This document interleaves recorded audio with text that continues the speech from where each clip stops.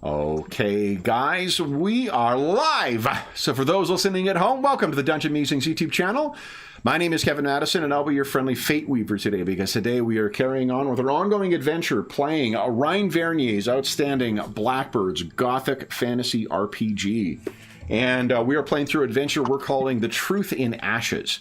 And with me tonight are the stars, The Truth in Ashes adventure. We have almost a full house here, too, and we've got a first-timer making his triumphant return to the Wednesday sessions.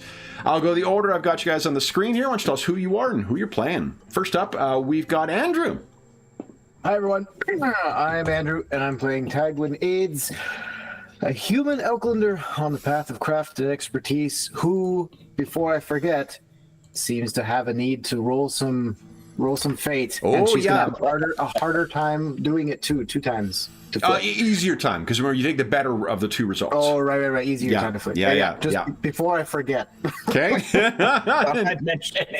Next up is John. Hey everyone, I'm John. It's good to be back on Wednesday. I'm playing a gal called Roswin Orphan Maker. She is currently a bit of a mystery, and you'll find out about her soon. Very nice. Next up is Jeffrey. Hey everybody, I'm Jeff, and I'm playing Kenyon Maddox. He is a human, and he follows the path of Bow and Blade. Nice. Next up is our resident, armor smith, but walker of the path of craft and expertise, Dave. Hey everyone, just got a big order of chainmail rings today, so excited. And I'm playing Emrys Batch, who is also a human Elklander, and he walks the path of shadow and subterfuge. Very nice. And last, but certainly not least, is Will. Hi, I'm Will. I'm playing Naldo Fasari. He is a human Capian, follows the path of charm and manipulation. Yes. So we have a brand new player to the Blackbirds adventure, and we have a couple people who missed last time. You know what? And I think I'm shortchanging you to fortune, guys. You should have, I think it's a 1 per player plus 1 times 2. So, guys, we spent last session getting things ready. Let me grab everybody and bring you on over to the farm. Let's see here. That isn't a euthanasia euphemism. Although... I also need to flip for my fate. Yes, and so both Andrew and Jeffrey, you guys are going to need to flip for fate. I have to as well. Oh, do you? Really? And yes, here is my special coin, Kevin. Nice! Merrick! I love it! Yes, from the first Kickstarter they did. Oh, that's... What? Can you hold it up? What? Sure. I was trying to see what mech it is. I think it's the Orion. You can double check me on that, but I believe that's correct. I think so, yeah. I'm pretty sure that's an Orion. It's got the left LRM there. Yeah. So that's what it looks like to me. Okay. That's awesome looking coin, though. Holy smokes. Compared to my homemade piece of junk. Hey, this is the only thing I had near me. I don't have like any change in my pocket or nothing. So. My piece of junk did flip me my fate back. So. Oh, nice. Okay, so you got your fate back. So then, Naldo, is this the first or second time you're flipping? This is the very first time I flipped. Very first time. Okay, so just one flip and. I called it heads. I got heads. So is that fate back? Well, whichever one you choose. Did you call heads or did you call, I guess, Merricks or mechs? I got what I said was heads. Okay. So then, I said that's success, right? It's what you choose. There isn't a correct answer for it. That's a success. That gets my fate point back. And Tagwin? So I, as always, called the loon as the good thing. Yep. And I got a loon. I got a loon, but do I have to roll the second time then? No. It's like having advantage on a coin flip. You take the better of whatever your results are. So it was Tagwin, Kenyon, and Emrys who were busy at work last time and seeing some complicating factors or potentially complicating factors come up. What happened last time, guys? Well, we got to Well, we got to work preparing for our little crafting exercise here. We opted to wait until nightfall. That was the plan, and to rest up. Well, actually, we took a rekindling and waited till the next night to actually do the crafting because Tagwin was a little tired, to say the least. Yeah. And with that always comes a little bit of risk, and as it happens, risk happened, and we found some friends who came exploring on the farm. I forget his name, but there that guy. The guard from the Black Tower. Yeah. So him and a motley crew came investigating, and we managed to stay out of sight and out of mind. Emrys had some fun with creating a distraction by releasing one of the soldiers' horses, getting it to run away, which caused that soldier a lot of grief from Dew. Anyway, so they left without none the wiser, as far as we know. And that night, I don't think there was any other distractions. That was the distraction, yeah? You guys did. It was the morning after your rekindling when they showed up, too, when Kenyon and Emrys were sparring in the field, and you were getting the forge ready. Right. Because you guys, it was some teamwork in order to get Kenyon into... Because otherwise they were going to find your camp inside one of the houses. Right, we had to sneak in and grab our stuff and get it out before they noticed. That's right, because Kenyon was practicing with a spear. Because so for Naldo and Roswin, the plan is we're making a spear and a pike, because it allows for some flexibility between Emrys and Kenyon. But Kenyon's never used a spear, so he was practicing with my spear. Which really worked out great when I was alone in the farm in the blacksmith when all the baddies showed up, and I'm not exactly known for my stealthiness, so I was quite lucky. Anyway, long story short, that night we got to work through the night. We were successful. We made the two weapons, and the plan was right as soon as we were done with that, we put all the sand and dirt onto the fire to douse it, and we're out of here. Like we're about to head out into the dark before sunrise, so that by the time the light comes here, there's going to be very little evidence of a smoke or fire, and little evidence that we were ever here. Hopefully, it'd be great if it rained today. That would be fantastic. Yeah. So Did I miss anything? I don't know, Kenyon or Emrys, anything that was missing from there? Kenyon nearly got discovered at one point while he was keeping watch, I know, but he avoided that. And Emrys... Twice, he almost got busted, yeah. We went in through the window to get our stuff. It's pretty acrobatic of our noble sire. Yeah. It worked out, though. So let's talk about, this will be the morning after you crafted these things. As a reminder, the weapons that you guys were crafting were 2 weapons of Weeping Ash. And one thing we noticed after the fact, Naldo, that we didn't recognize before, is that you can spend an action and a fortune point to change the kind of weapon that it is. It stays the same size, so it has to be, if it's a one-handed weapon, it has to be another one-handed weapon. If it's a one- or two-handed, similar. If it's a two-handed weapon, same thing. So you guys have one, like, adaptable one-handed, two-handed weapon, and one two-handed weapon. But one thing we noticed as well is that a garrote is a two-handed weapon, technically, so is a pike. So Emrys could conceivably have a garrote of Weeping Ash that then with an action can turn into a pike of Weeping Ash. So, and with Kenyon's, his spear can become a longsword, because a longsword is a one- and two-handed weapon too. Yep. Why are we making these fancy weapons, Kev? What's the reason that we need to have these weapons and go hunting? Well, that's going to bring me to what... So, Roswin, we need not dwell on what your life was like before something came in the night. And what you know is when this thing came and its husks, which look very much like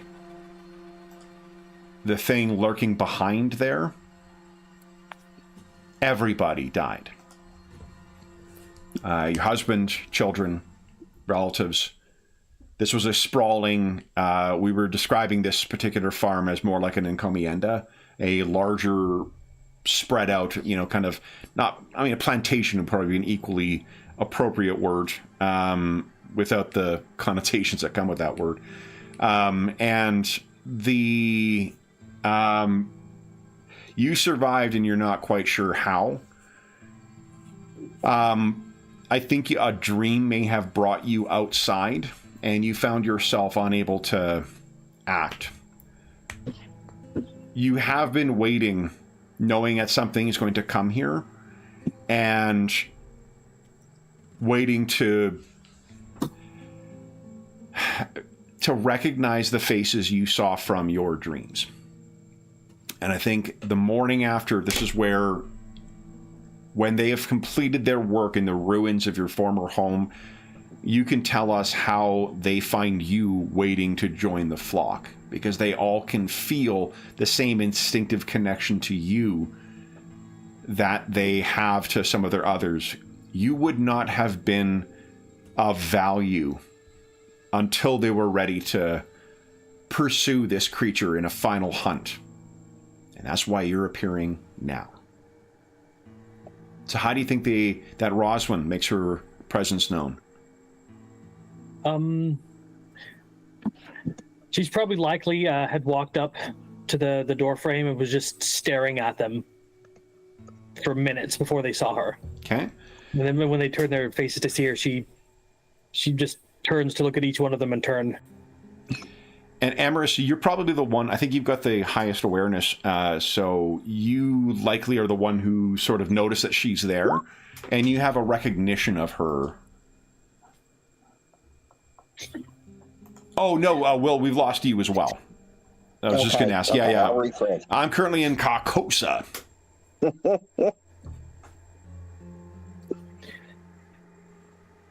I got spinning wheel for you. Boom, I got Will. There you go. We got you, and you're moving.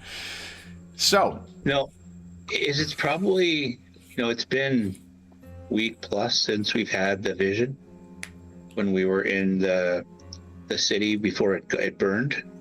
But yeah, it's been about almost 2 actually with the time you spent crafting this thing. It's been almost 2 weeks since Carrick fell. Yeah, and I'm wondering if the vision, maybe it didn't replay itself, but maybe it's just got that same evocative feeling from the vision, and almost like there were other people on the periphery that we couldn't really nail down, and one of them was Roswin, and the other one would have been George's character. Drawing a blank now. But, oh yeah, wrong screen here. Mr. Rose? Licknear Blue Nose. Yeah. So yeah, it's probably that. It's like you just kind of know, because it's like, okay, this person just fits. They fit. There was like they were there in the vision, and I couldn't put my finger on them at the time, but now that she's standing right in front of me, I just kind of know. Okay. And I think Emerus just kind of gives her a slow nod and goes, "Hey, we got company." And each of you, whatever you're doing in your, the morning, you have completed your task. Tagwin, you guys have done. Everyone should be at their damage condition should be at 0. Their peril condition should be at 0. You've done everything you can to recover as best you can. Tagwin, how are you feeling now, morning after having crafted these weapons from a divine tree? Yeah, I hinted at, I touched on it the last session too, just in the moment of having completed it. But even now, the next morning, I think for Tagwin, this really is such a monumental moment for her. Like, this is the kind of thing that any smith, any craftsperson would dream about having, but would never think would be possible. This is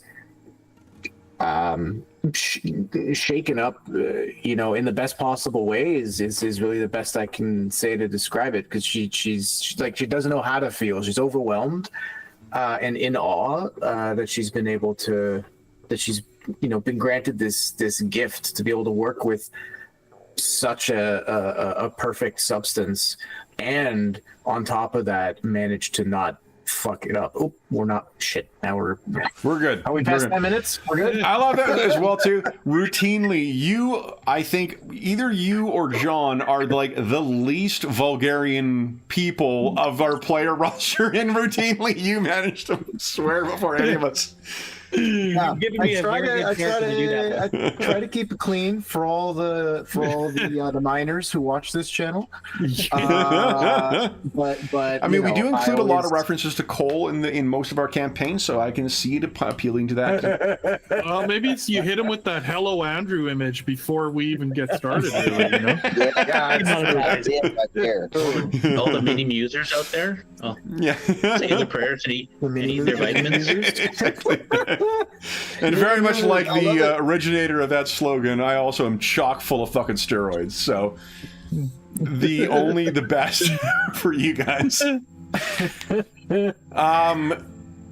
Naldo, this is, if you think back on the places you have been in the sessions that you've been here for, this is the first time you're not either sleeping in the wild, sleeping in the home of a haunted home of dead people, or in a seemingly enemy encampment when you guys were at Mulgrave Keep. You can picture, this is that like bucolic, I think is the word I'm looking for, where it's just this beautiful placid morning. Birds, there's maybe one or two. It seems like there was one or two of chickens that may have survived, the hardy, stock that managed to survive the scavengers and all the other, and the predators and all the other shit. They're out on the far side of the yard. No indication of what, that the world also includes the thing that you will soon hunt. How's Naldo feeling this morning? I guess he's kind of a little torn because he hasn't had a lot of civilized rest, and that's what this is. This is civilized rest for him, which is something he grew up with. Mm-hmm. That's kind of his background. Was very civilized, very,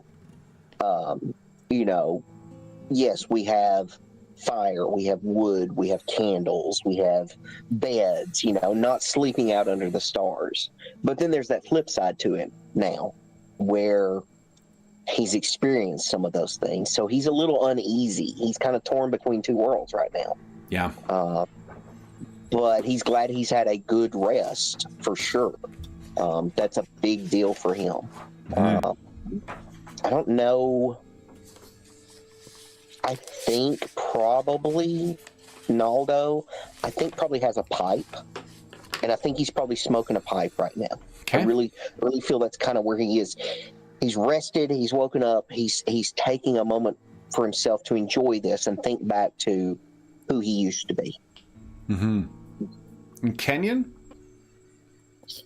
I think that Kenyon is woken up nervous but excited, because he feels like this is their destiny. They have come here to kill this monster and set his old family friends free from this horror.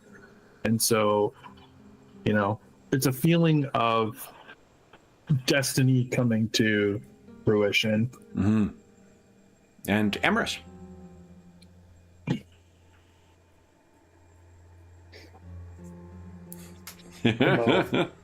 Tomo! My mute on, sorry. I think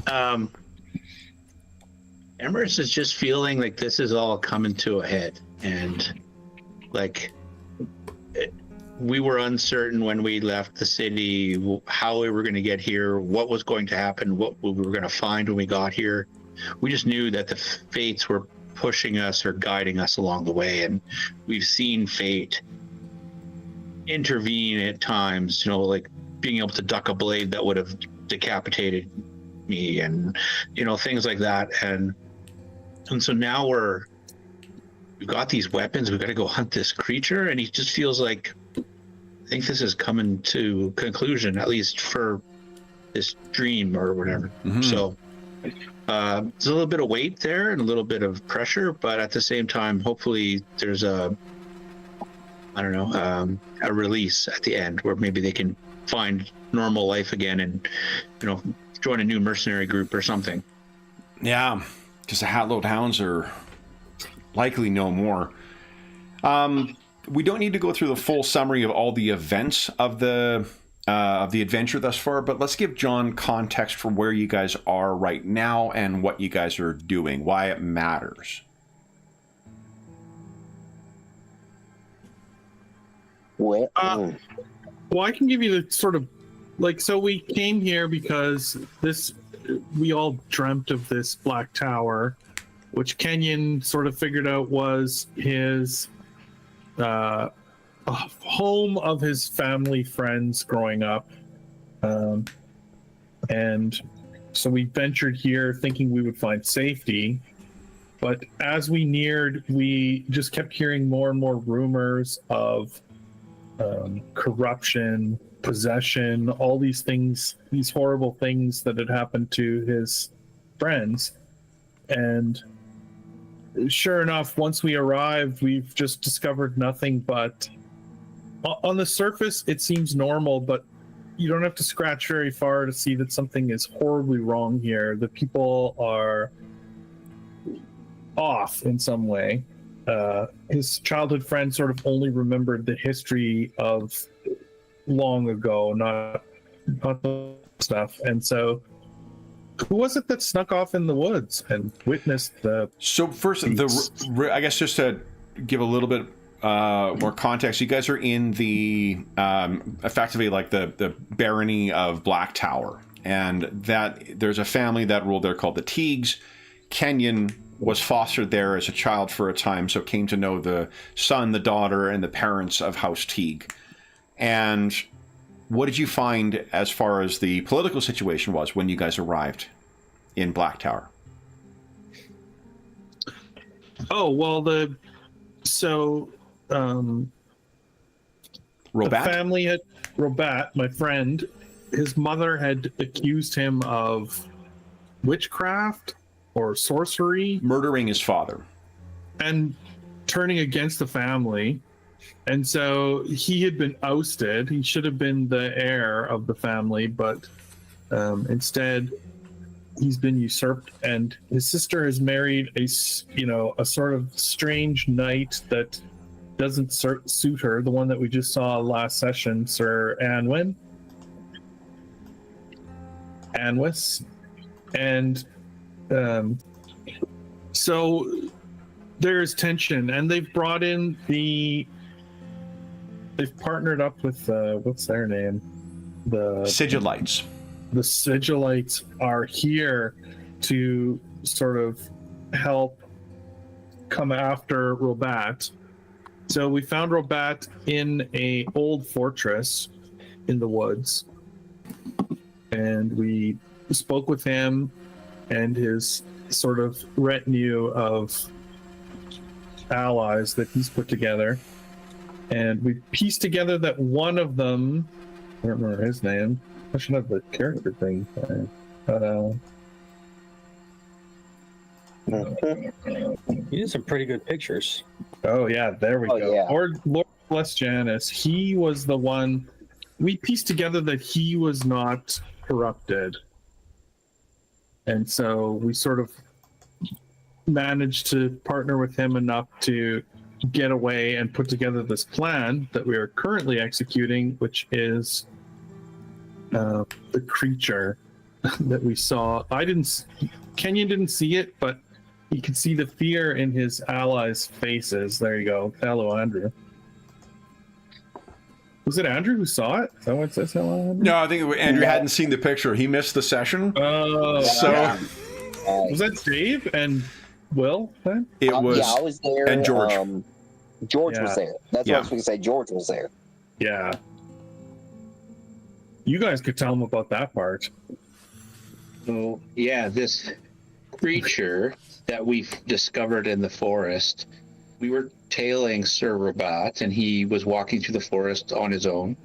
And then Rabat stopped at a tree and stripped down to nothing. Buck naked, crawled down in between that creature's legs, and crawled up into its womb, apparently, and stayed there. And like, while the creature was had Rabat inside it, it like possibly heard one of us, and it spit out of its mouth another smaller creature that went off searching for us, didn't find us, and it went back into its mouth. And then after a while, Same orifice. They both came out of the same orifice. same orifice. And then Rabat decided to, leave Mama Demon's womb and put his clothes back on and head back to the camp. And we realized that he is the one who's ensorcelled or part of this, and we're hoping that killing the demon ends its hold on Rabat and his associates, so that we can repair the damage at House Teague and bring this land to some semblance of normalcy. You also, using some of your magic, or Leknir's magic, you also identified potential problems in the mother, in Lady Irwin's household too. Do you remember what that was? Irwin's house. The mother. Yeah, I don't remember what I thought. I thought Leknir had noticed that there was some kind of a shift in the odd around Rabat's guys. There But I was, don't and know then we were- you made a miss a session, Dave. Actually, because yeah. But the Naldo and Leknir both made use of their connection to the odd to bargain with an outsider, and yeah, that's right. they were able to gain access to information that otherwise they would not have, and that information suggested that it's not only Rabat who has been replaced, ensorcelled, possessed, whatever it is. The mother is as well. So both sides of the Civil War seem to have connections to this creature. Mm-hmm. And not for nothing, Roswin, this is one small microcosm of what's been happening across Elkland for 10 years. It's called the Betrayers' War. And folks just think it has been a matter of people betraying one another and just struggling for power. Coming out of this conflict, you may have a different perspective on what is going on in the Carcass Nations. Because the creature that we're going to hunt has a fragment of a god in it. It's got some kind of a distorted godly power granted to it. And the way we recognize ourselves as Blackbirds is parts of the tree Yggdrasil. When it was destroyed, the shards of fate kind of thing went out into each of us. Yeah. So though the Norns and Yggdrasil are dead, each of you has a fragment of fate in you, and you have now forged weapons from the weeping ash, the remnants of the god tree. So welcome to Crazy Black Club. Yeah. She is not happy to be here. So all that Roswin would know is obviously the connection between herself and these people, and the thing responsible for her current circumstances. Yeah. From I think from her perspective, she's been waiting on them to get here for far too long, and she's impatient at this point. Okay. but she's not angry at them. It's the situation in general. Yeah. Okay, so guys, that brings us caught up, hopefully. John, do you have any questions about anything you've heard?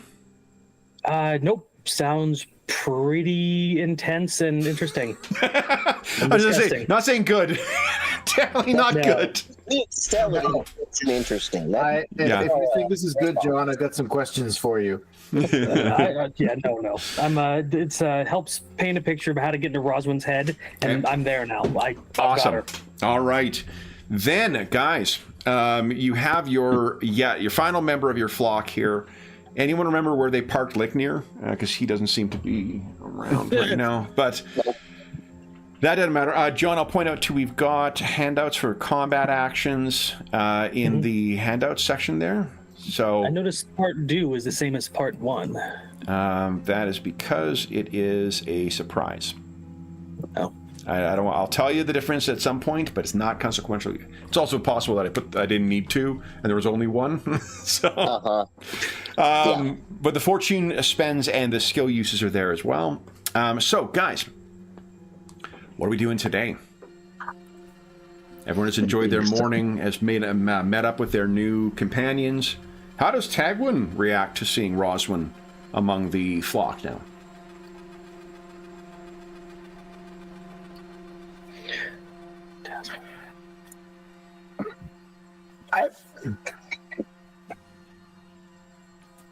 I mean, the thing,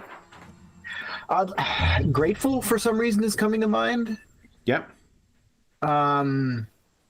Maybe because she's still riding the high of the last day's events, and gratitude is just something that she's just feeling a lot of right now. But I think, I've played her very much that she's extremely uncertain of everything, and she's been very hesitant and unsure of herself throughout this entire journey so far, kind of being thrust into something that she's really completely unprepared for. And I think between, everything up to this moment, especially the crafting, but now having these allies and these new friends, and I think that is helping her steal whatever resolve that she needs to get through what she's about to face. So I think, gratitude for these new companions, or companions still kind of new. I mean, we've been at this for months now, but in game it's only been like a week. Yeah, it's been 2 weeks. It's tough for, I imagine tough for your characters to think of all the things that have happened since they were all members of a mercenary company serving to defend a city called Carrick, Roswin, up until 2 weeks ago. And then after a horrific dream and a even more horrific encounter that Naldo had, they fled in the middle of the night, or in the middle of the day, actually, and have been running pretty much ever since. So I did have one question. You mentioned that Kenyon used to live here, like grew up here, and then came back. He was fostered here for a time. Fostered. Right. So he might have known Roswin at one point. Honestly, because of the class differences, probably not. Okay. Gotcha. Yeah, like maybe he might recognize the, if she grew up here, then maybe he, in I don't know, like who knows there's a possibility. What do you think, Kenyon? I'm just wondering about Roslin's age. I'm having her in my mind as like early 30s. Yeah, I think she's probably a little bit older than Kenyon as well. So maybe he saw her, but it's not necessary for there to be a connection between you two beyond what the fates have offered. And it's only because when he was a kid, Kenyon was a bit of a prick, it seems. No. What? So then, what are you guys doing today? There's nothing but the hunt left here. Yeah, we need to leave because we also know that the soldiers who came yesterday are on kind of a schedule, and if anybody saw smoke, they could be coming now. Yep. I thought we were. Wait, it's already daylight. I thought we had already left. That was the plan, guys. Are you? well, Get out of here. And I forget what we landed on. Are you guys planning on burning the? Oh shit! Thing? I completely forgot about that. Yeah, because that was the thing, right? Like we either douse the flames and try to prevent any smoke from coming up at all, or we lean into it and make a big ass fire here, and hope that and hope that draws a lot of soldiers out here so that they're not where we are going to be going and they're not watching where we're going as much. I like that plan. Mm-hmm. Except now we have somebody who just lived here and whose family was slaughtered in this farm. Does she say that? Right. She knows that, and we as players know that. But what does Roswin say? Oh, she hasn't said it yet. Okay. No, and Well, like it depends if they're discussing this in front of her. I what? think we are. I think we are, but we had said I'll add just one more piece to that because I do distinctly remember one other piece we decided on was that because it was Emerus actually who mentioned that well, hold on, this was somebody's home. Someone could come back and use this place again, and someday we don't want to completely destroy this. So we were erring on the side of if we're going to burn anything, it's going to be the smithy, because the smithy's construction is intended to be able to withstand an accident and a fire breaking out, so there wouldn't be as much to rebuild if that was the case, but it would still cause the distraction. Yeah, So we'd get like a burn the thatch roof or something like that, but most of the smithy would still be intact because it's probably all installed. Well, Roswin just looks around as though memories come to her face after just looking in the corners, and then she just looks away and says, "Burn it. I don't care." Oh. So, this will be the medieval version of walking away from an explosion without looking back. You guys burning. Obviously. Yeah. So then, Like if you want the idea of like Roswin looks like, she's had been pretty healthy at one point, but the last 2 weeks have been harsh. But she's got muscle on her, and she carries a fairly big greatsword along with her. Yeah. It's almost half drug at times behind her. Cool. So, this means with Naldo's connection to this thing now, it's not a matter of hunting this down. You just need to be, weathering the trip. We're going to make this a moderate trip once again. So we need to decide on roles once again. I think Emrys, you have been pretty good about keeping track of who's doing what for these travel things. We need a trailblazer, a quartermaster, and a scout. And I think I'll post it in the chat, and unless Roswin has specific skills that wants to jump in. Unless athletics, intimidate, or toughness comes into play. toughness will come in weathering the trip. Yeah. So for Trailblazer, I think it'll probably be Naldo because it's a folklore or navigation check, and then Quartermaster is heal survival, and that was either Tagwin or Kenyon. I think Naldo's also flipped to succeed on any intelligence checks, right? Right. I think that's when we decided Trailblazer because both of those are intelligence. Yeah. And then heal to survival, Tagwin or Kenyon, and then Scout. Yeah, so there we go. So then what you can remember is that you guys can assist on these as well, which gives a help dice to whoever is doing that. John, in Blackbirds, as long as there's not an asterisk next to a skill, you can use it. You can use the ones with an asterisk next to it, but it's flipped to fail.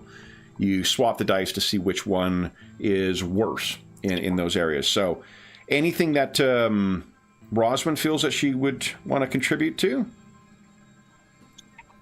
She knows the area somewhat, so she could probably help with an awareness for the scouting. Sure. So why don't you, you'll give a help dice for that. Naldo's on his own, I guess, for the Trailblazer, and then Tagwin and Kenyon. Tagwin, I think, is I'm assuming is making the roll, then Kenyon's going to help. Yeah. That work? Okay.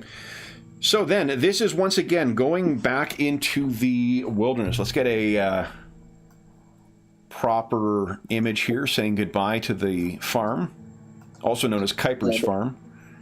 In other words, let's get a really scary map. Yeah, let's to get a unsettle real my scary, players. yeah. What's going to be a real challenging, boy, let's not go there for a vacation thing. We can go with this What will one. upset Andrew the most? Guys, this is the one where we're... Yeah. Yeah, that probably feels about right. Let's go with Yeah. that. And you can just hold death and axes until we get to the actual battle. Absolutely. Perfect display of Roswin's mood right there. Okay.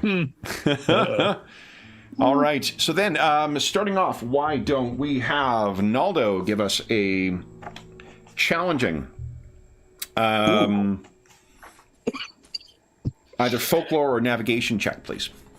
All right. Challenging. Damn it, Jim. Now, your success on this will affect the difficulty of everyone's subsequent rolls. So long as you're doing better, and No pressure. no pressure at all. Yeah, I got you. Look at that.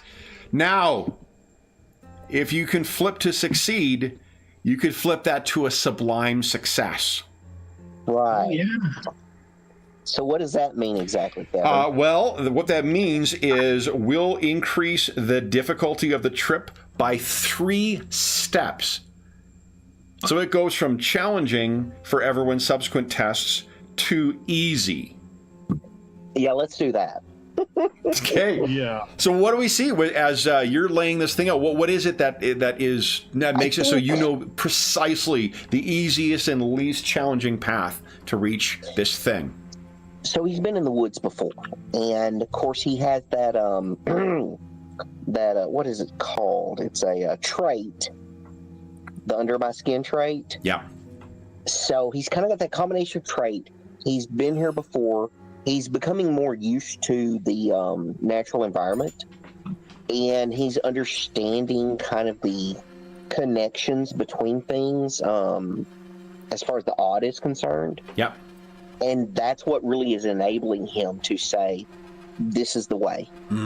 So you know this as a non sequitur, but one of the interesting things about this game is that when you can multi-class freely. So like when you go up in a tier, you can take a step in a path that is not the same one you did before. There's reasons sometimes to stay in the same path because like some things have requirements of like 2 steps in one path, right? But there's nothing to stop Naldo from going into the path of odd and what is it? Odd and weft. I can't remember what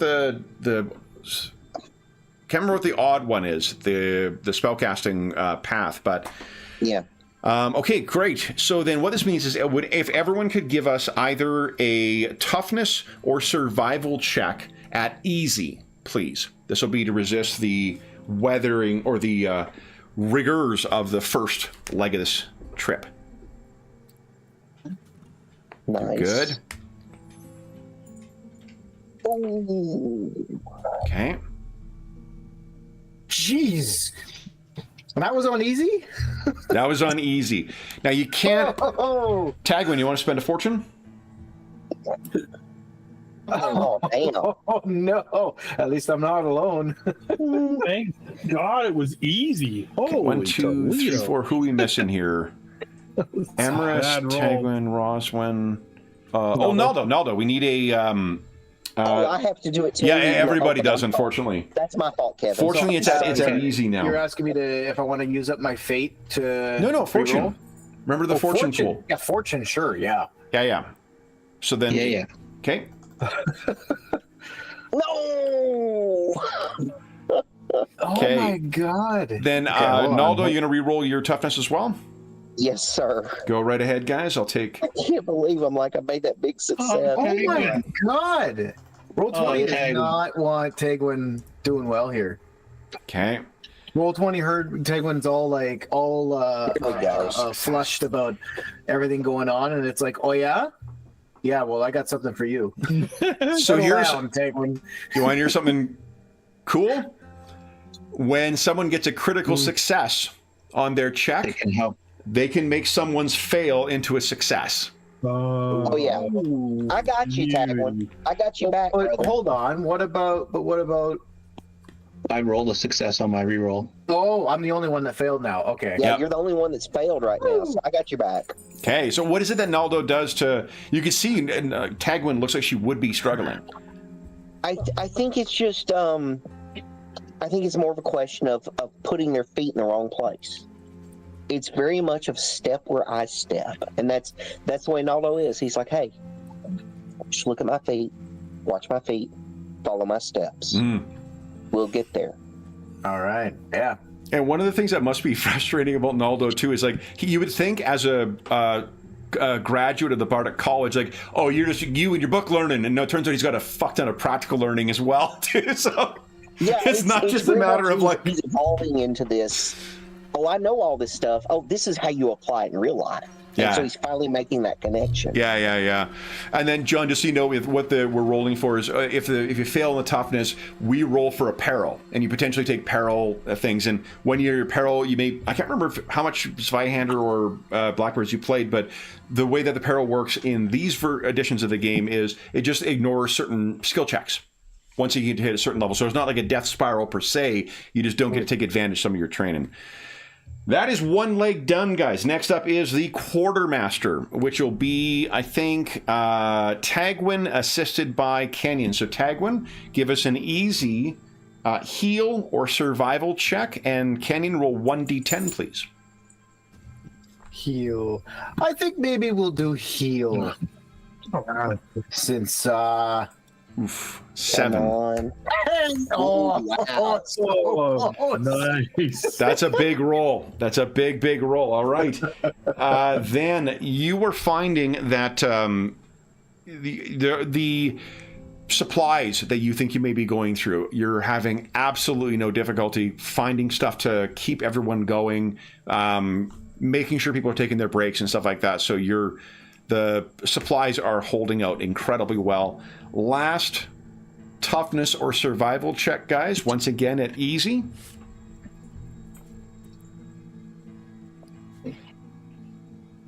oh wait, why was I doing survival and not toughness? Critical I have a success. little bit- So once we get through it, before anyone does any re-rolls, let's take a look and see. We've got at least one crit on this. So somebody can help somebody else. Amherst can help somebody. Oh, my goodness. 1, 2, 3, 4. Yeah, we have 5 today, so that's 5. Okay, so we have 1 critical success and 2 that are potentially 3 failures.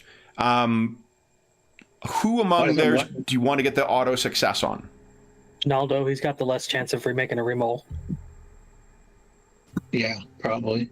Okay, so Naldo is going to be helped out by Amherst. Then Roswin and Kenyon, you want to fortune those 2 rolls?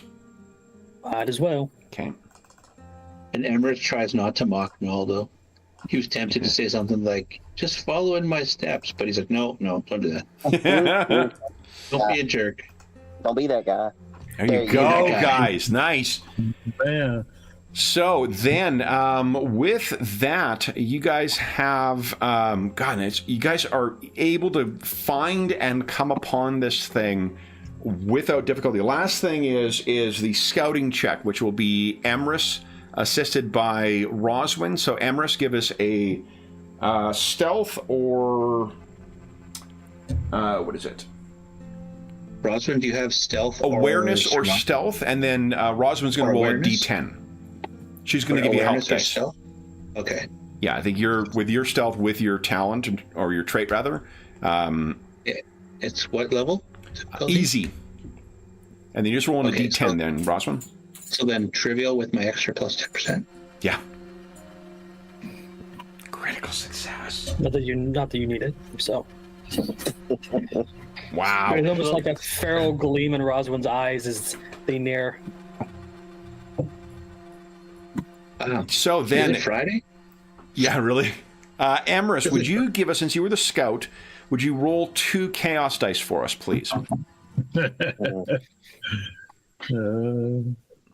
Nice. So you guys may hear a 5 is pretty close to it. So you may have heard folks, like maybe there were a scouting party or something from Malgrave Keep who was looking for you guys, or looking for signs of you, or perhaps you're the thief girl, but you're easily able to avoid them. Let's talk about how you're approaching this thing then. What's the plan, guys? Naldo can give you a fair warning when you're in 200 yards distance of it, when you're in 100 yards distance of it. What's the thought of how to approach this thing and how to engage it?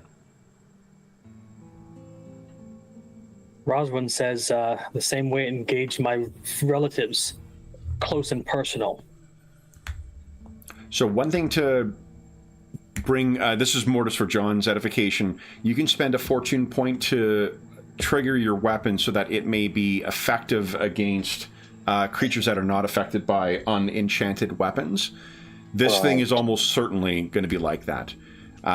This thing also, given its status, is likely to be immune to extinguish actions. So plan your strategy around not being able to take advantage of those. And then correct me, but Kenyon has the staff and Emrys has the either pike or garrote. Kenyon has the spear and Emrys has the pike, Yeah, okay. I just want to make sure I knew who had what. Yeah. Does the fortune spin last the entire encounter? It does, yeah.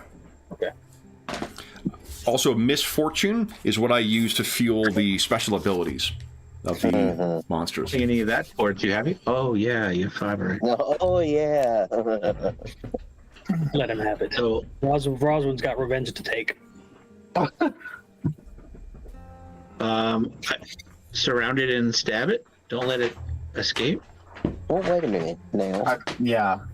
You might be the one that doesn't want to immediately be in front of it. You might be the one that wants to be behind it. Well, Emrys. I want Kenyon in front of me. Well, yeah, Kenyon's going to be in the front. I think we're all agreeing in that. The pike's a reach weapon, so I can stand behind Kenyon and still stab at it. Okay. So if Tagwin and Roswin and Naldo all want to flank and attack it from behind, then fine. But Kenyon and I have been practicing Kenyon's shield and spear, and Emrys behind him, piking over to the spear shoulder.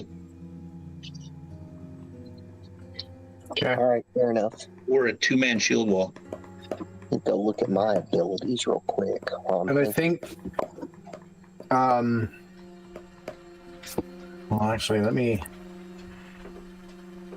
Okay, so I can't use that ability.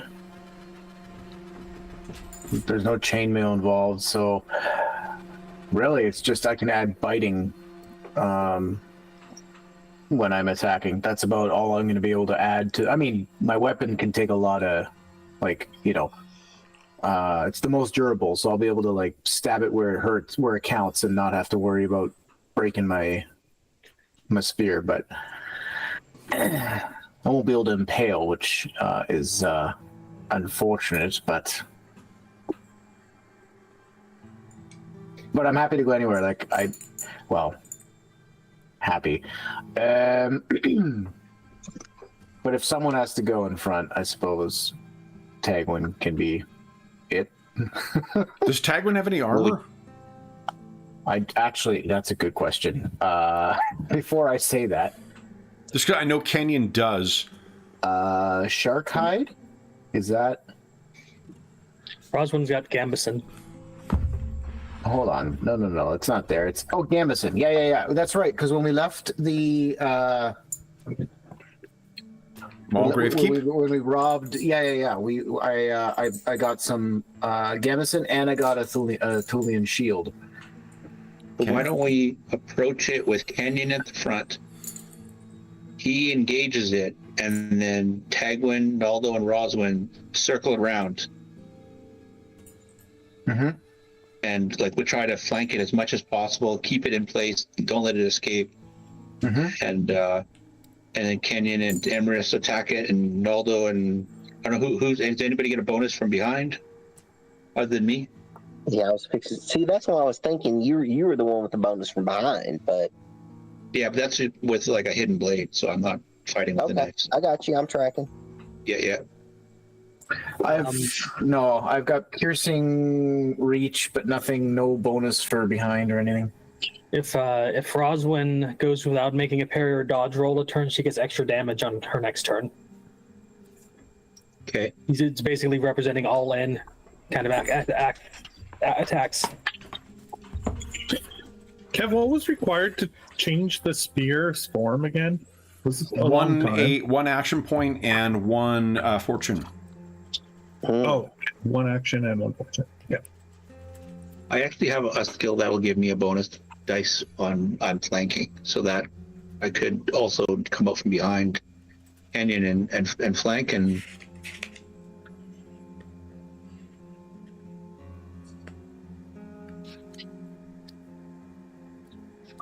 So,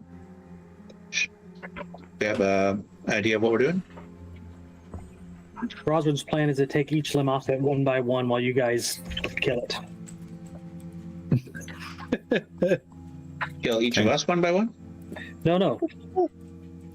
He's gonna hurt it while you guys kill it. Oh, okay. Okay. Then, guys, how are you approaching the depression where this thing is nesting?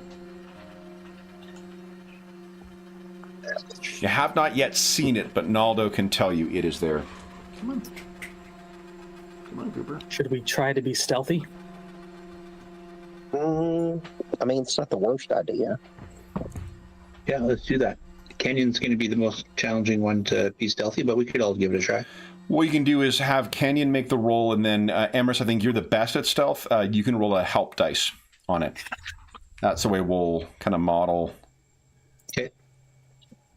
that. Just trying to find Andrew's friend here for a I'm trying to find the token. list of weapon traits here. Andrew's friend. Weapon traits are right in the just before where the stats are for the weapons. So it's on. Okay, I see. You found it in trappings. Yep. Okay. I did. So you want me to roll stealth right away? I think yours, if I remember, the great sword is one where it's punishing. I think where you can spend 1 AP to do an extra D6 damage. Mm-hmm. Remember, D6s, the chaos dice explode in this game as well. So It's also got the slow trait, but I get to ignore that. nice, because you are So a big and scary lady. The game I've mentioned is pretty heavily inspired by Berserk for as one of its biggest things. And not for nothing, a lot of the abilities that Roswin have are effectively like if you were to build a Airsat's guts, this is how you would build that character. Yeah, I'm envisioning Roswin as she was a kind of like wife to a blacksmith, and she's been helping him, but the last 2 weeks have been harsh on her, so she's out at her physical peak right now. Yeah. But, you know, it's her rage driving her. Yeah. Okay. Cool. Sorry, I'm still trying to find. Have I mentioned that we played a lot of games this year? Holy smokes. Still not enough, though. We still have free time. Let's see here. All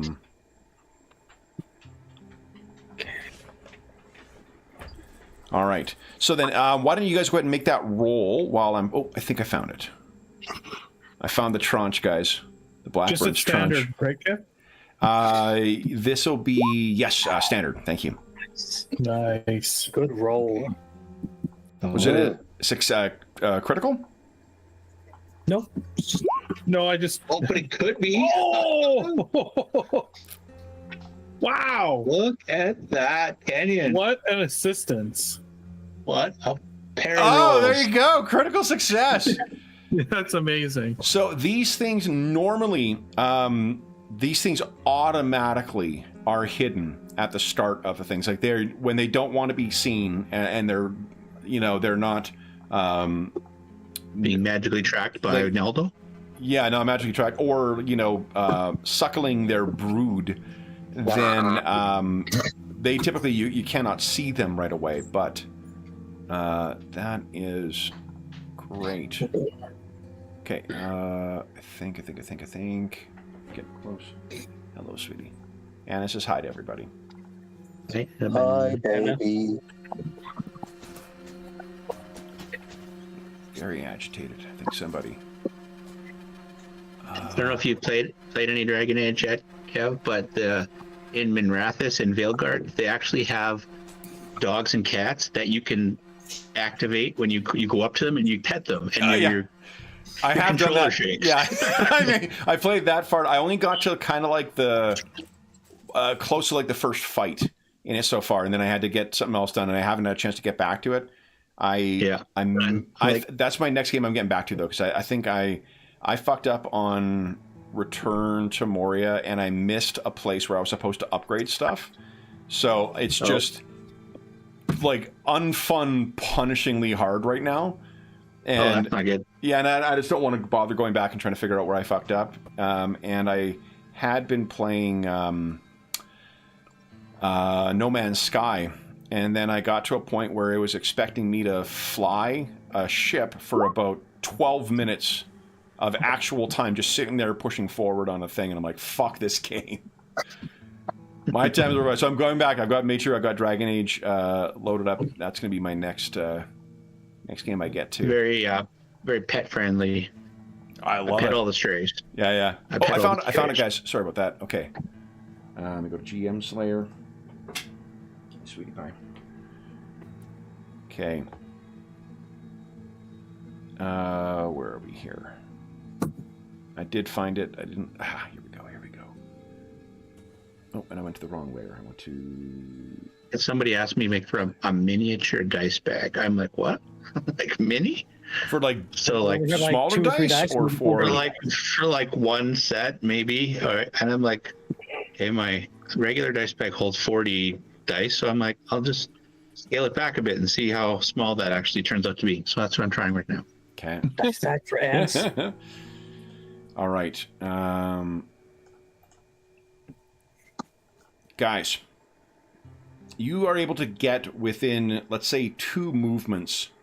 So 2 move actions away from where this thing is sitting. Mm-hmm. We were talking before we started, or when we were doing the summary, that Kenyon has not seen this thing yet. Roswin has. Tagwin, I don't think has. Naldo and Emrys have already. Mm-hmm. So, by simply clapping eyes on this thing, let's roll the Mean of Madness. Kenyon, this will be for you. We'll check in the mail. 17 versus your peril condition. Or peril threshold.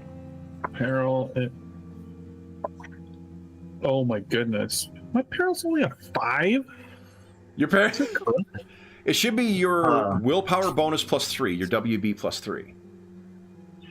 I mean, the sheet auto-calcs it, so I think that probably is correct. So then that means that is 1, 2, 3 down. Yep. And then against Tagwin. Oh. How does 10 compare to your peril threshold? Ooh, that's 9 is my threshold, so I'm imperiled. So 1 down, yeah. Kenyon and Tagwin, you've had this thing described to you. You discussed this thing at length for the better part of a week. What is it, especially for you, Kenyon, that is causing your blood to run? You're supposed to be in the front against this thing. Yeah, I think it's just like way bigger than I was expecting. This thing stands, John, about 12 feet tall. That is an adult deer it is consuming in the picture. So, let's everyone go ahead and click on your token and click on initiative. I'll put him in the initiative order. I mean, it's sexless, I guess, but... Not if it has a womb. Let's see here. Initiative, there we go.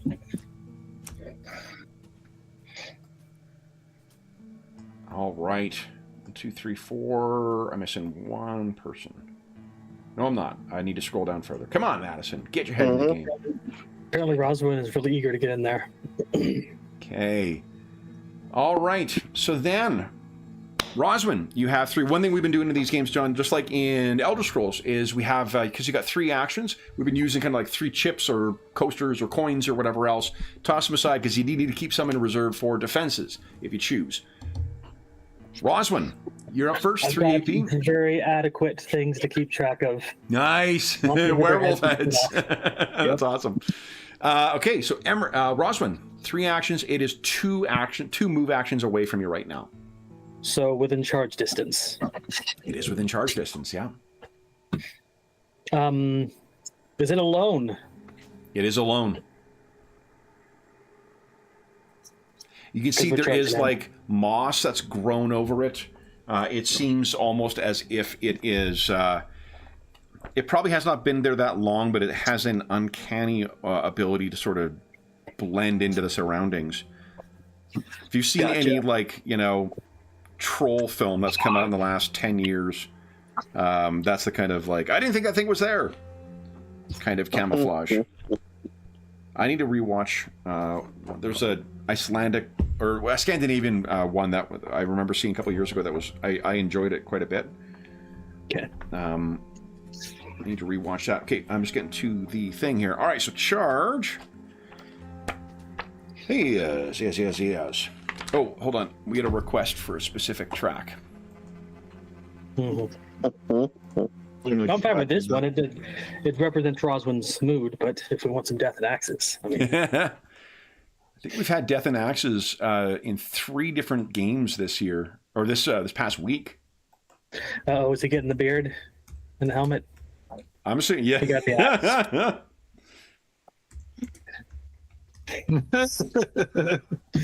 He's getting his axe. There we go. Hey, Dave, look what's up there on my wall. Okay, I'm just going to make sure this is not overpowering you guys. Let me turn it down just a scooch. I wonder how my boy Churn's doing.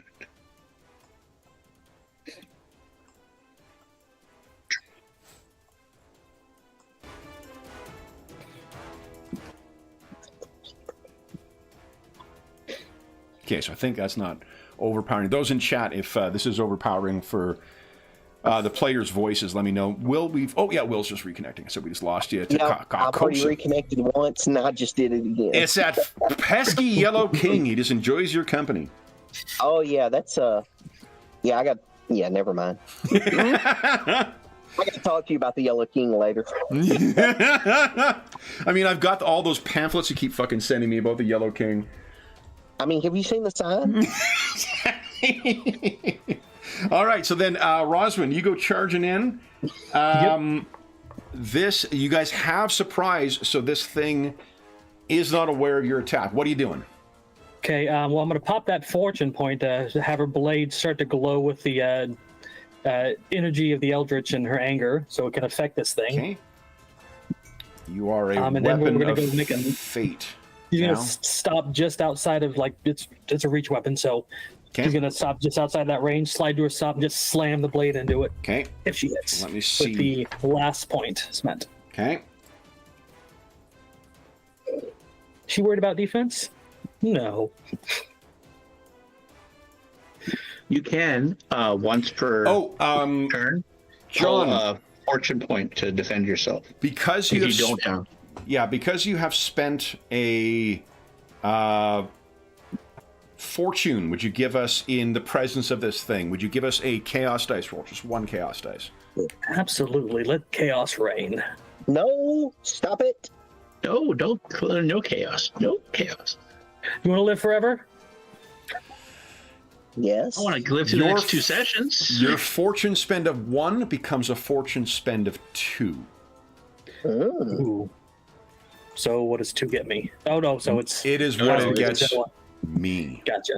Okay. Two to the bad guy's pool. Let chaos reign. Yeah. Okay. Go ahead whenever you're ready. It's a standard action. Standard difficulty. Yeah. That is a hit. Ooh, only Okay. 7 for... Hold on, is that rolling properly? Yeah, it is. You just rolled dog shit for the damage. And there's something we got... you roll 1 extra dice. 1 extra d6 exploding because of the charge. 6, and is there anything for surprising? Nice. Nope. Just means it can't defend. So that's 17. You could spend another fortune to try and add 1 more dice of damage, but you will also be rolling a chaos dice to see if that becomes 2 fortune.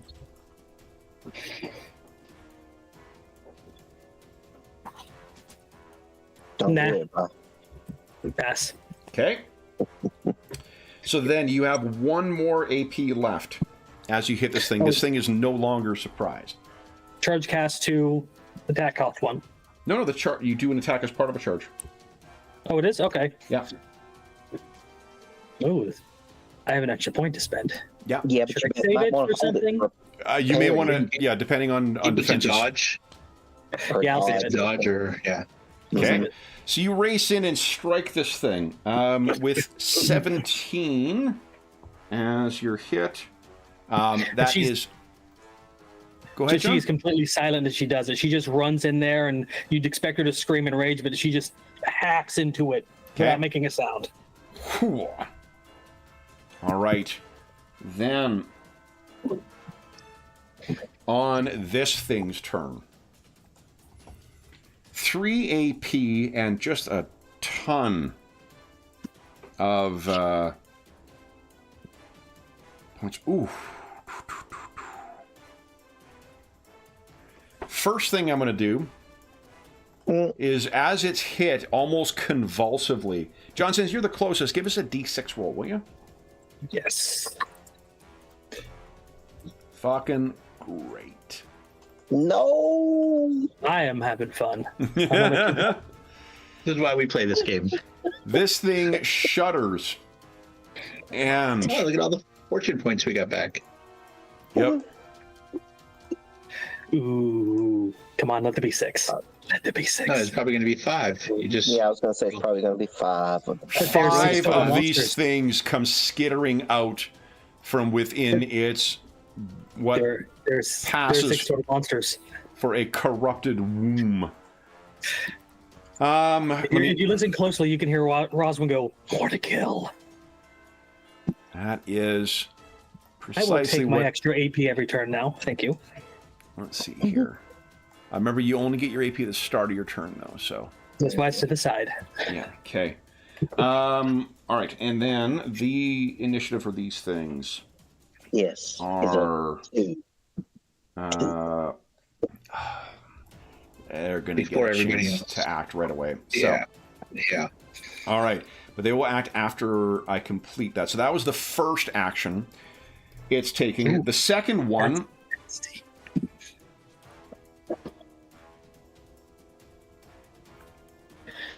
is this thing convulses and spins. How many strides do you guys move? You mean like what our move? Yeah, what's is, your or- move? What's your move rating? Okay, I was make sure that was what you were asking. Mine I got is 5. 6. 6. So it's only, unfortunately, Roswin who's hit with this. Yeah, 6. As this thing also begins from its mouth, you know, ash from Alien style spewing out amniotic fluid all around, covering her and everything around it. You are rendered prone, Roswin, and would you give us a coordination test at standard? Okay, coordination. I don't know why I rolled an initiative. Sorry, Kev. I hope it didn't screw up the order. Oh, that's okay. Oh, I was 10 with Amber's or with Kenyon. Okay, so we'll put there. You go. Do you want to fortune that? Yes. Okay, so give us first a chaos dice roll. Let's see if it's 1 or 2 fortune. What do I need to get to only give you 1? You need a 1 to 3. low. Damn. So that's 2 fortune back for me. Thank you very much. And then I'll reroll. Go ahead. Standard. Oh, yeah. There you go. Nice. So you managed to not get covered in this caustic shit. But I'm still prone? You are still prone, and then this thing is going to try and strike you. You don't need to roll for defense until you know whether I've hit or not. So that is one upside to what's going to be a very difficult downside. Hi, sweetie. Okay, sorry, guys. We made a plan. I didn't follow the plan. I don't apologize. Damn redheads. All right. That is so hit, not a crit, which means you can defend. Okay. Defend action. So parry will be on your combat, Got it. near where your armor is, on the right-hand side of that. Parry. Mm-hmm. Armor, right-hand side. Under initiative, there's dodge and parry. Dodge and parry. Got it. Okay. Spending the point. Standard. Standard difficulty always for contested. Yeah. There you go. So you got that in the way and batter this thing as it comes down. Her sword whips up faster than you'd expect, and ding. Now, all of these small things are going to take one action to get themselves oriented, one action to get to their feet, and then Roswin, we have a fair number of attacks on you. So let's do this. So you can choose to defend, but you're going to have to spend a fortune point in order to get an AP, and you can only do that once.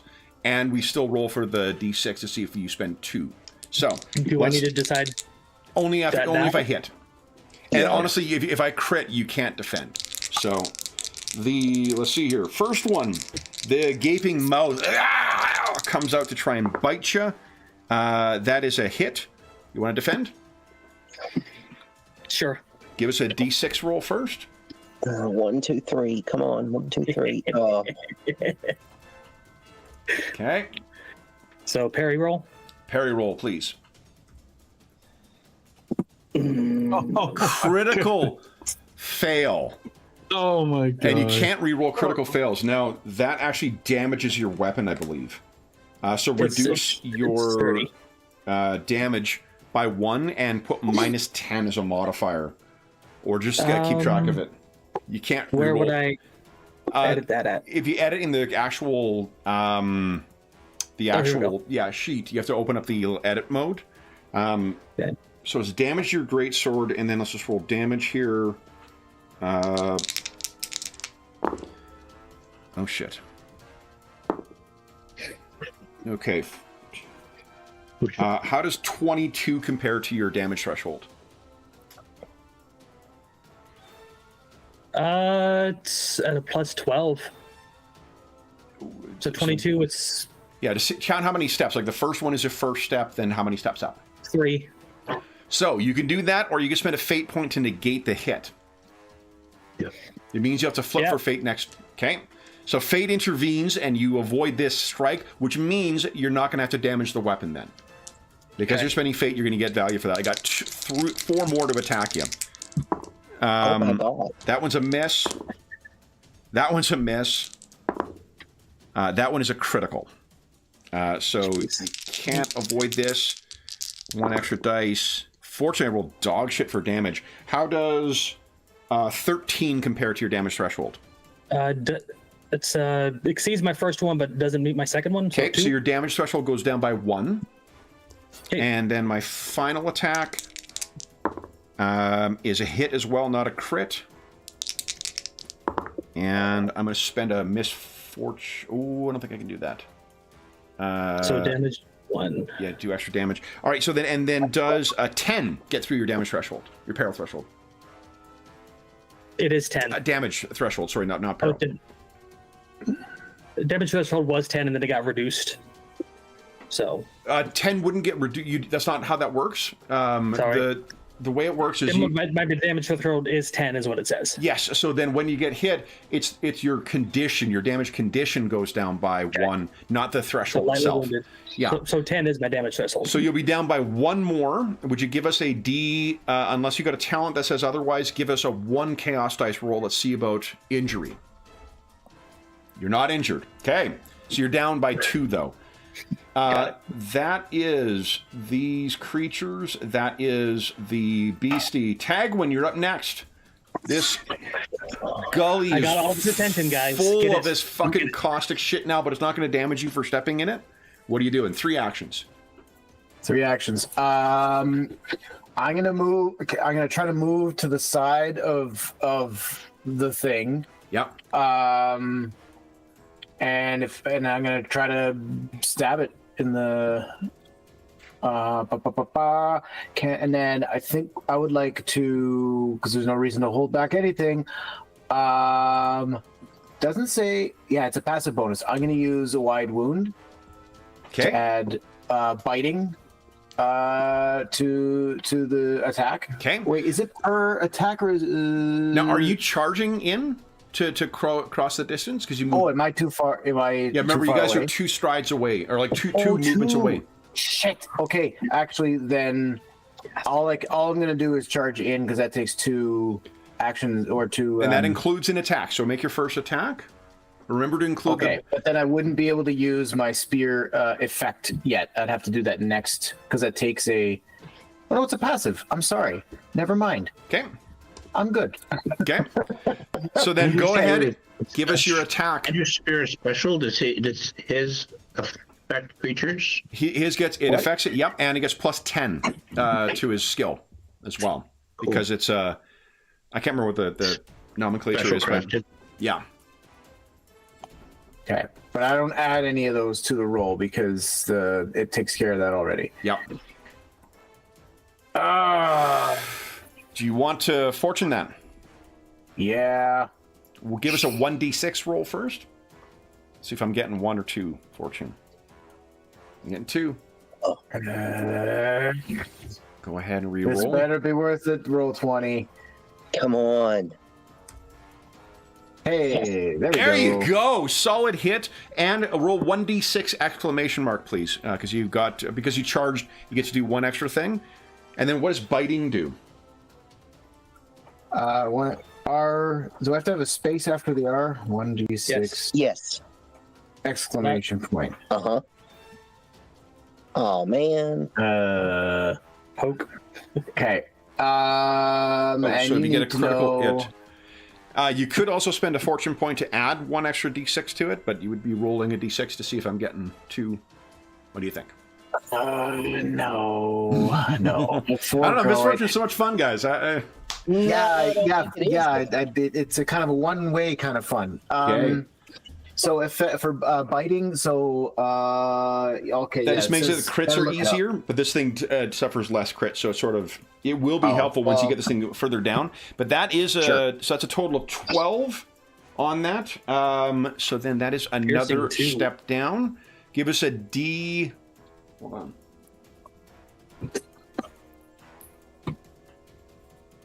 Give us a D6 roll. Or a chaos dice roll, please. Tag one. Chaos, sorry.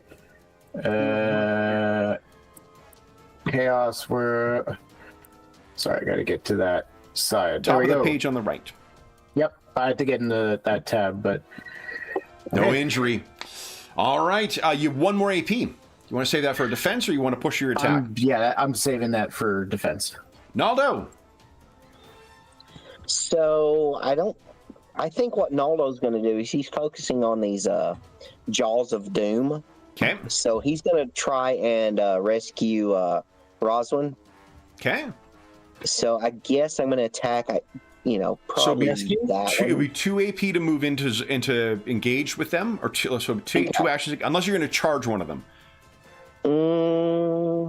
Yeah, why the hell not? Hell yeah. Okay, so go ahead and give us an attack roll. They've used, all their attention is on Roswin. You'll note I can't spend misfortune to get extra AP. So when I've spent my time attacking you guys, it means I got nothing in defense. And that's standard attack, right, Kevin? Standard attack, correct. So it'll do 1 extra D6 of damage on a hit. There we go. Look at that hit! Holy shit! What is that? All right. So then give us another 1d6 exclamation mark. One more exploding d6.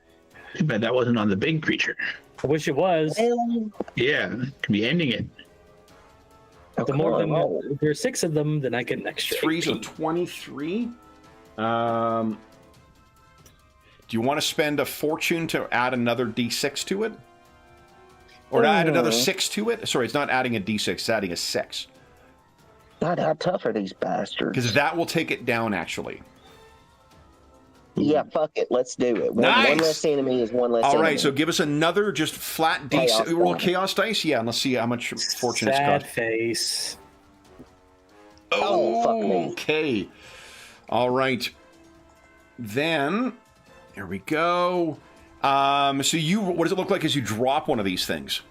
Yeah, I mean, he could just come. He sees Rosalind and she's just surrounded, and he's like, "No, fuck that." And he's not even worried about the big monster anymore, and he just comes rearing in, and he just kind of, it's untoward of him, but he just very much yells, just roars out of nowhere, and just comes swinging in with that rapier on it, and just slices right through it. 1 AP left. As you cut it down, you see Roswin give you a dirty look. Let's see. So I go on 12.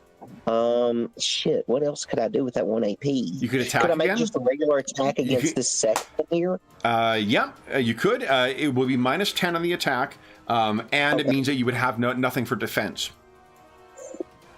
Yep, but Okay, what kind of action is it to help somebody to their feet? It's 2 actions to stand from prone. So. Okay. Somebody help her up. Except for defense there, Will, because there's 4 of them right there where you and Rosalind are. Yeah, so just hold on it in case of a parry. Yeah. Yep, that sounds good. You can spend AP to parry, but because of this thing's ability, it just bleeds potentially fortune points. Okay, then it is Amorous. What are you doing? He's going to delay till after Canyon. Okay. Canyon, you're up. What are you doing? Everett's like, we had a plan. We'll finish the first round and then we'll call it a session, guys. But let's get back. So I guess based on that, King will charge in. Okay. So use an action point to approach the. Longer. It's 2 action points to charge. Oh, 2. Okay, I spent 2 points to charge in on this thing. Standard attack. Yep. Come on. Oh, here it is. I was gonna say, did I not add this weapon? Yeah, and did you have the weapon set to roll D10s instead of? There's a Bane function on the thing. Make sure that's ticked because you hit this thing with Bane damage, not just D6s. Is there a setting? Is that because of the weeping? Is that the weeping ash? Because of the weeping ash, correct? Yeah. Like normally it only does D10 or D6, but against these things it does D10 that explodes on a 9 or a 10. I'm just going to your sheet, Jeff. You know how to set that? Let's see here. Take a look. It is the Weeping Ash weapon. Let's go to edit. Weeping Ash, Fury. Yeah, I don't see anything in the. Oh, there is none. Okay, so we'll just roll. Okay, I'll just roll the attack and then. Yeah. Let's see if it hits. Oh, that hits. Solid hit. Okay, now your combat modifier is a 7 plus 1 for the damage bonus, so it's 8. Give us a 1d10 exclamation mark. Come on, man. Oh, sorry, 2d10 exclamation mark because you're charging. No, actually, it doesn't work that way. 1d10 exclamation plus 1d6 exclamation. Okay, 1d. Okay. No, sorry, I misread it. 2d10 exclamation mark, please. Juggle those dice. You're a good thing that I'm really slow at trying to take this out. Sometimes it doesn't fast. Nice. So that is a 35 currently. Do you want to spend a fortune point and roll and add 6 to that? Yeah. Give us yeah. Roll 1 chaos dice for us, please. Okay, here we Roll go. one. Chaos. Yes. Okay. Good enough. So then that is. Oh, well, yeah. So it only costs you 1 then. All right. Cool. Then.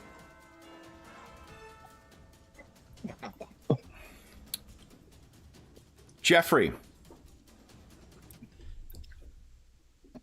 Why don't you tell us what it looks like as you stab your Weeping Ash weapon into this thing, striking a immortal blow on this godly thing? Oh my god. It was all that energy, that excitement and nervousness that he's been feeling all day. He saw this thing and the fear just went through him and his adrenaline, was maximum.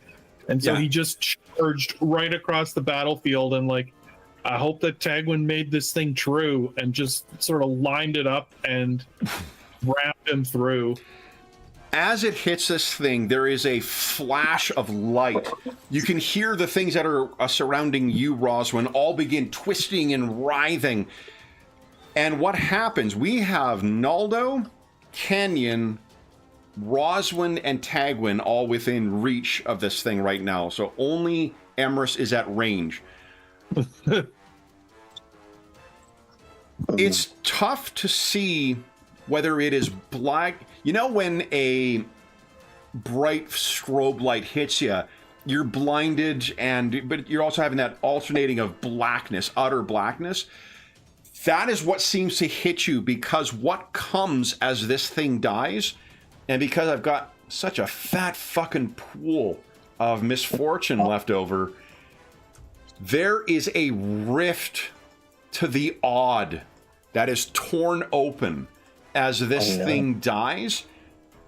And I'd like each of you to kindly give us a coordination test, because you are being pulled into the odd. Emrys, you are exempt from this. Standard difficulty, yeah. Best delay I've ever had.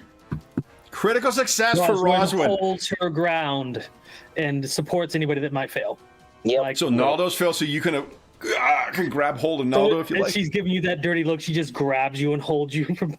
Hey, look, I just saved your ass, so we're did. close to each other. Now, because of the circumstances of this Kenyan, a fate spend would let you just ignore, a bad result. I think it's more interesting if we make you roll again with a fate spend. I think so too. I think it's interesting if something bad happens to Kenyon. All right, here we go. Here we go. So he spends his fate to not be sucked in. And let's see if you get your coordination test. There we go. He's slipping. The goop goes right under his feet. Yeah. We'll see how much. Oh, even worse. No, it's not work because it's not a critical fail. The critical fail would have been. Right. Was the worst one. All right. You just So lose your Rosman hand had and a- snap shut. But Naldo could re-roll. He could spend a fortune and That's true. re-roll. I don't have to decide And, yet. Yeah, you didn't have to. Naldo could still re-roll. He could spend a fortune and re-roll, and that saving could be applied to Kenyon. If he gets a crit, you know what I'll let you do? If you want to blow your fate too, Naldo, Yeah. you can just. Do you want to grab him? Yes, He can just roll a- reaching for Okay. it. But we already have does he need to a roll critical running? success. Do we not? One critical success, but that was to offset Naldo going in. Well, I know, but I know John had mentioned that right away, but we hadn't seen the results of the dice yet. Oh, for I all see the what you players. mean. Right. So Okay. So Naldo Naldo could just use a fortune point to re-roll and potentially get it. Sure. Yeah, because if you Okay. succeed, Naldo, then you don't need to. And that's coordination, reroll, Yeah. standard. Go, gadget arms. Nope. Oh no! So Okay. if Roswin grabs Naldo with her critical success, Naldo could spend a fate and grab hold of Kenyon. Yeah. I haven't acted yet. What are you doing, Emrys? I could rush forward and grab Kenyon. And here I'm going to give Kenyon. This is how much peril you take, Kenyon, because this is what happens when you're literally being pulled in. Compare that to your peril threshold. It's bad. Oh wait, you already took a ton from the first hit too. What? You said it's 5. So that's 2 more levels down on your peril condition. Yep. I am incapacitated. So Kenyon, after striking this thing dead, just drops unconscious, and he's sort of being pulled up. Naldo manages to grab hold, but his body is kind of like, 80s, I'm thinking poltergeist thing of his body's being pulled into this giant monochromatic, rift. What are you doing, Emrys? I'm gonna run to Kenyon and I'll drop my pike and try to pull him back. Okay. Give us totally Monster Squad. Yeah. With the That's what's in exception my of a mind. really unfortunate slur near the start of that film, it holds up pretty well. Yeah. Yeah. The Naldo, so what are you thinking? Coordination to try and dive tackle him or what? Yeah, that sounds pretty applicable. Go ahead. Roswin, you can see what's looming over you is whoop, whoop, whoop, being pulled in. And then I'm coming with you. Are you gonna? It's not a crit fail. You can still re-roll that. Yeah, I'm gonna spend a fortune and re-roll. Okay. There we go. Okay. So, with Emrys and Kenyon's body limp in his hands, this shuts. And you guys are alone in the forest. Those things having been pulled into the odd. And we'll see what the lasting consequences are for Black Tower in 1 week's time. So everyone gets 1 RP for that, and everyone make sure you're keeping track of where you are in your damage threshold. Yes. That's Oh, you everything. can put it. There is a button for keeping track of fate points at the top of the sheet. Okay, well, I've got 0 now, right? And I spend Yeah, one? yeah. If you got 0 in there, I think everyone other than Emrys might have spent their fate today. I did. You did What do we tag one? record? No, I did not. Okay. All right. Where do we record the RP at? It's not on there. This is a Zweihander sheet, so it's got We just put it in the functions of character 100. bio. Yeah. Okay. Put it in on the bio page typically. Yeah. So for those listening at home, thank you so much for joining us for seemingly the penultimate chapter of The Truth in Ashes. As is always the case, if you have any comments, questions, or concerns regarding the session, the mini campaign we've been playing, or the game, please don't hesitate to leave a comment in the comment section down below, and I'll endeavor to reply in a timely fashion. There's also a link in the description of the video to Blackbirds, so if you're interested in checking out the game for yourself, there's a quick start there, and there is also a new starter set that is apparently in the works. So there will be a new starter set for this game coming out sometime in 2025, hopefully. There's also a link down below to the Dungeon Musings Discord server, where all of us are active, and we have a channel there dedicated to the Powered by Zweihander games, including Blackbirds and Flames of Freedom, which is where we use the traveling rules for this game. There are also channels there dedicated to most of the games we run on the channel, most of the campaigns we have ongoing, as well as other sheets for... there is a... Dave, it's funny because there is a Blackbird sheet on here, but it's broken in a couple of spaces to make it... Where those breaks are, they're just not... It makes the whole thing non-functional. So that's why we're back using these things again. Unfortunately, these sheets are going to be outdated in about like a week or so because... Zweihander Reforged makes substantial changes to the skills and some other stuff too. So this will soon be a artifact of the past.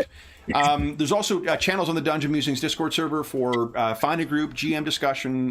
There's a terrific community that's built up over the years over there, and you're more than welcome to join us. There's also a link down below to our friends at Noble Knight Games. Noble Knight Games is the preeminent unionized retailer of hard-to-find and out-of-print RPGs in North America. Not only do they have an incredible selection of new role-playing games, board games, and card games, they have an unmatched selection of hard-to-find and out-of-print RPGs. If they don't have something in stock that you're looking for, you can put it on a want list, and they'll send you an email when it comes in. And if you make a purchase of $10 or more through their website, be sure to enter the code MUSERFROST. All caps, all one word, it's down there in the description of the video. You'll save yourself 10% in your purchase. That'll change as of January 15, 2025. So if you're listening to this after that time, come back to one of our more recent videos and see what the current discount code is now. There's also a link down below to something called Heroes Save Villages. And that is the charity fundraising campaign we run on the channel. It benefits the SOS Children's Villages International Charity, a really terrific organization active in over 130 countries, benefiting over 80,000 orphan and abandoned children. We currently have actually wrapped up our charity fundraising for the year on this. We've got one more mashup game that we're going to be playing near the end of the month. And that'll be a mashing up of Ken Height's outstanding Dracula Dossier mega adventure with Free League's Twilight 2000. So World War III just got worse. So we'll look forward to that post-apocalyptic or post... It's not really a post-apocalyptic, I guess. I don't know. T2000 is a difficult setting to describe because it is apocalyptic, but more like, I don't know, in the midst of falling apart. But that plus vampires. So I'm sure, you know, when would life in the future past that never happened? we will have some fun news for the charity fundraising in the future, but for next year. But if you do want to make a donation to a Hero Save Villages, you can do so through the link down below. The last thing I will say is a huge thank you to our stalwart Blackbirds. So, Andrew, John, so good to see you join us for the big wrap up of the fight. That was awesome. Jeffrey, Dave, and Will, thank you so much for playing tonight, guys. And George, we're thinking of you tonight too. We will be back in 1 week's time to see what effect that our Blackbirds triumph has been. We've also landed on what is coming next in this, so we'll be able to share that next week as well, along with maybe some details. And but until then, we hope that we gave you an hour or so of time to take your mind off the troubles of our world and think about the troubles that our Blackbirds have identified, tracked down, and defeated. And until we see you again, stay safe, stay healthy, and happy gaming.